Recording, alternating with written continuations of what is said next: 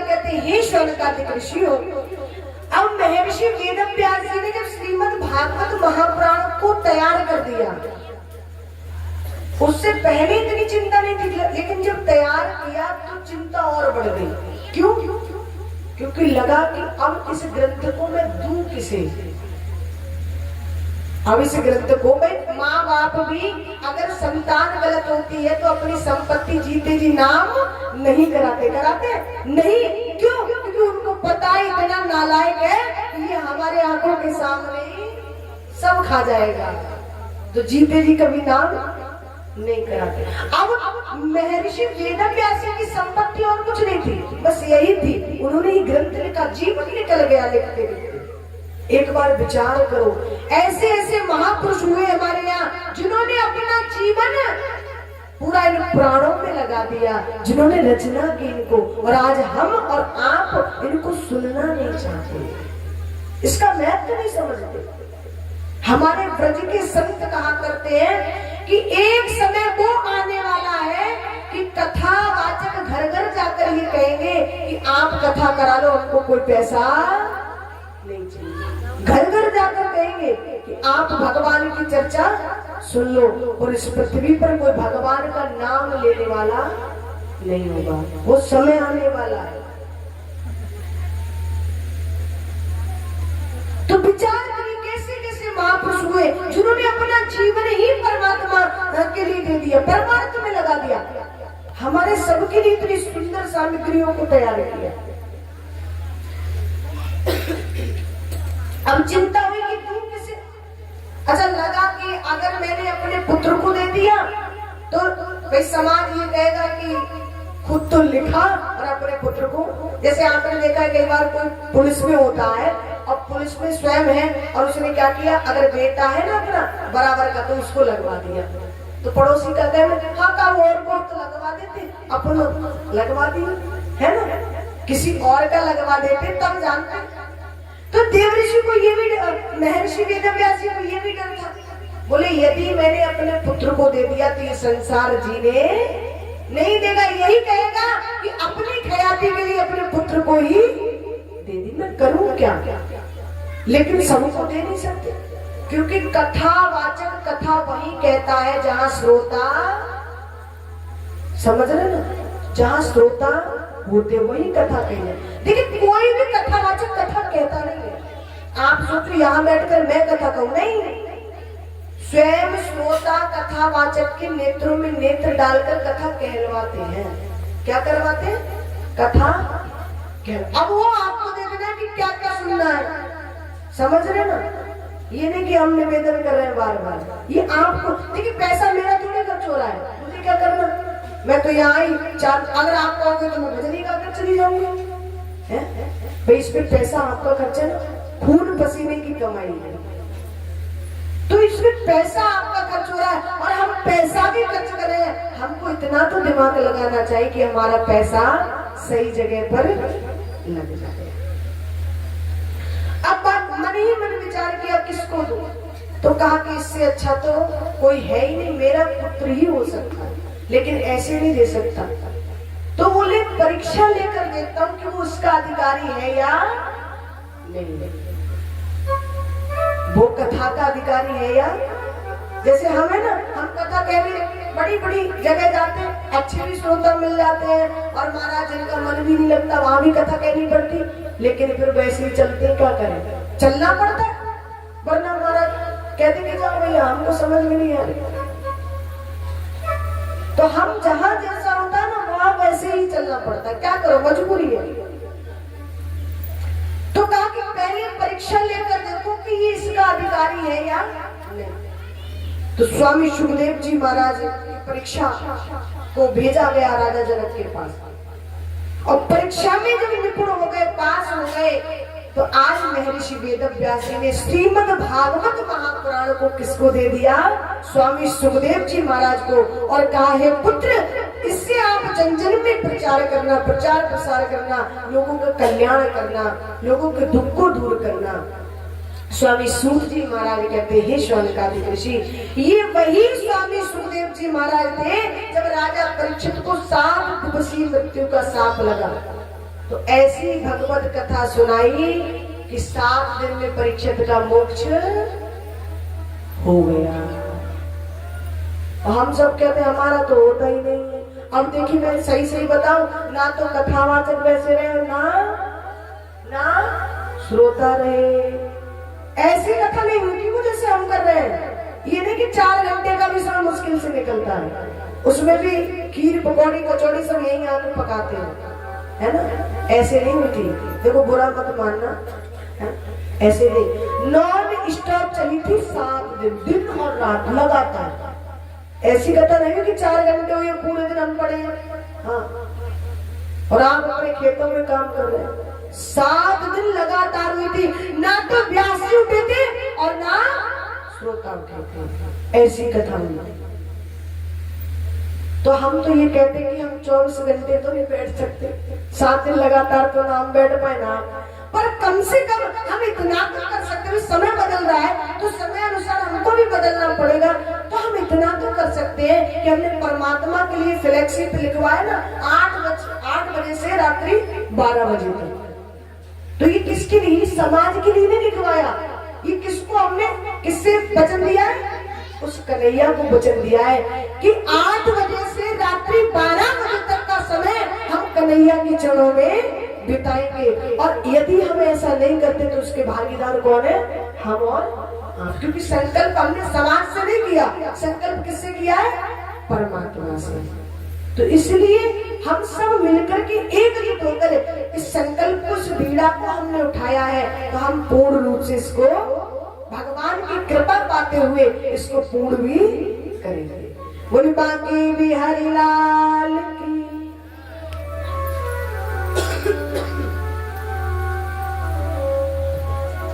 Hello. और इसी बीच ये भागवत कथा में कुछ दान आया है। 101 रुपए भैया अनिल सनव श्रीमान हरि सिंह, 21 रुपए कुमारी भावना, 21 रुपए रामवीर पाल, 51 रुपए विजेंद्र सिंह यादव गाटर भंडी वाले, ये 51 रुपए विजेंद्र सिंह यादव गाटर भंडी वाले रुदय निवासी, और 60 रुपए नन्हे दीपक पृथ्वी, ये तीनों भाई 20-20 रुपए सनव श्रीमान बीरपाल, 201 रुपए राजवीर सनव श्रीमान नानक राम पेंटर साहब, 201 रुपए राजवीर सिंह सनव श्रीमान नानक राम पेंटर साहब, और 21 रुपए सुरेश वासी, 10 रुपए महावीर की माता जी, 10 रुपए सोमवीर शर्मा शिव शक्ति भोजनालय रुदय, 21 रुपए गुप्तदान महादान, 10 रुपए शिवचरण, 21 रुपए पुष्पा पत्नी श्रीमान रामवीर पासी, 10 रुपए यादराम भगत जी, 101 रुपए राजू गेदरलाल मोरपाल सोमवीर, ये चारों भाई सनब श्रीमान रघुवरदास बाबू जी, और 10 रुपए कुमारी नंदिनी छोटी सी बच्ची परीक्षित जी महाराज की नातनी, और 21 रुपए गुप्तदान महादान, 121 रुपए श्रीमान ओमवीर सनव श्रीमान लेखराज मौर्य, 101 रुपए महेंद्र पाल गुप्ता जी जनरल स्टोर रुदय, 51 रुपए योगेश शर्मा हाथरस निवासी।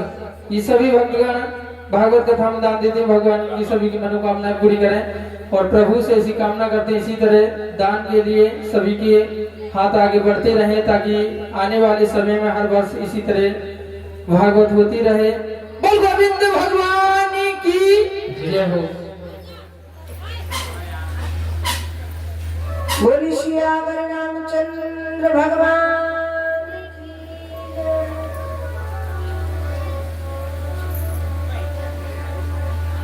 तो कथा कहाँ चल रही थी? परीक्षा द्वारा की बात। अरे कछु ना पता तुझे कहते रुदानी में चल रही है। परीक्षा दी हुई जो बात चल रही। तो कहने लगे कि ये वही स्वामी सुखदेव जी महाराज है कि राजा परीक्षित को 7 दिवसीय मृत्यु का साथ लगा। तो ऐसी कथा सुनाई कि 7 दिन में मोक्ष हो गए।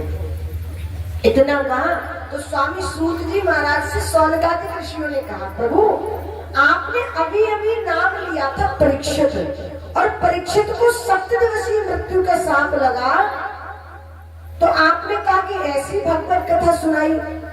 हम निवेदन करते कि आप हमें कुछ परीक्षित के बारे में भी बताएं। स्वामी सूत जी महाराज बोले कि वैसे तो मैं परीक्षित के जन्म की कथा कहना कुछ आवश्यक नहीं समझता, लेकिन कहूंगा क्योंकि जिस जीव की कथा परमात्मा की कथा से जुड़ जाती है ना, फिर उसकी कथा परमात्मा की कथा से कम। भक्तमाल में कितने भक्तों की कथा आती है भाई, मीराबाई की कथा कहते हैं ना, भागवत चलती है लेकिन कथा किसकी होती है? मीराबाई की। भागवत चले लेकिन कथा किसकी होती है? कर्माबाई की। वो तो ऐसे कितने भक्त भगवान के हुए जिनकी कथा बीच बीच में दृष्टांत के माध्यम से हम सब देते जाते। क्यों? क्योंकि जब कहते कि परमात्मा की कथा से जिस भक्त की, जिस जीव की कथा जुड़ जाती है, तो उसका महत्व कम नहीं होता, उसका और दुगना हो जाता है। कहने लगे कि जब कौरव पांडवों में युद्ध हुआ, जितने भी कौरव थे सब मारे गए, एक बचा था जिसका नाम था दुर्योधन, और दुर्योधन की जंगा को भीम भैया ने अपनी गदा से तोड़ दिया, पड़ा रहता था। एक दिन क्या हुआ कि पड़ा था बेचारा, इनको जाना है क्या?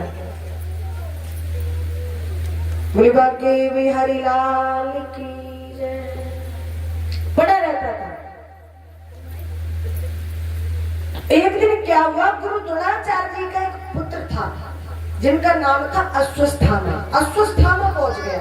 अच्छा, अश्वस्थामा और दुर्योधन जो था उनकी दोनों की बड़ी मित्रता थी। अच्छा, मित्र पर संकट आए तो मित्र को दुख होता है। उसने जाकर पूछा ये दुर्गति किसने की? बोले पांडवों ने की। कहा कि तो बताओ पांडवों के साथ क्या करना चाहिए? बोले करना क्या है, मैं आज ही 5 पांडवों को मरा हुआ देखना चाहता हूँ। हाँ बोले इतना सका लो, अभी गया और अभी। कई लोगों तो इतनी लंबी लंबी डीग मारते ना, मैं ऐसा करके आया, मैंने आज इतने के धान काट दिए हैं, मैंने 3 बीघा 1 दिन में हटा दिया, ऐसे कहते ना।